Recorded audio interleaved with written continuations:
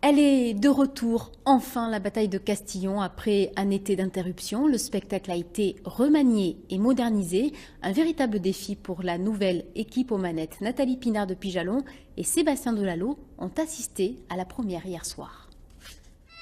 C'est toute une ambiance médiévale qui attend le visiteur dans un village plus animé, histoire de s'immerger dans l'histoire du Moyen-Âge. Une sécurité discrète, mais renforcée, avec 5 gendarmes, un hélicoptère et un motard. Un village où l'on croise des bénévoles venus relever le défi d'un nouveau spectacle après un an d'interruption. C'est quand même un peu difficile parce que pour oublier l'ancien, c'est dur.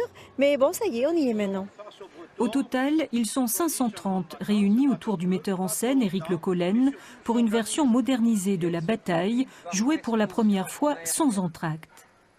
Après une minute de silence, en hommage aux victimes de l'attentat de Nice, tout commence de façon inattendue avec Laurence d'Arabie, venue à bicyclette à Castillon en 1908. Un regard plus large sur la guerre de 100 ans, avec toujours ces tableaux historiques dans une belle harmonie de son et lumière. Tout est revisité, même si le décor a peu changé. Les limites que je pouvais dépasser, c'était le texte, réécrire un nouveau texte, raconter l'histoire différemment, peut-être de façon un peu plus historique, un peu plus précise, et puis, je dirais, de façon peut-être un petit peu plus pédagogique. Parmi les moments forts, les 2 mariages d'Aliénor qui font balancer l'Aquitaine entre Royaume de France et d'Angleterre. Un nouveau spectacle et une nouvelle association après la faillite en 2014 en raison de la pluie. Hier soir, ciel dégagé pour cette relance qui a bénéficié d'un grand élan de soutien, 140 000 € de subventions publiques pour maintenir un événement aux forts enjeux touristiques. Si nous arrivons à retenir un peu, si vous voulez, certains spectateurs qui viennent ici, parfois qui viennent de loin, il n'y a pas que des gens de la région qui viennent voir le spectacle, c'est des gens qui couchent sur place.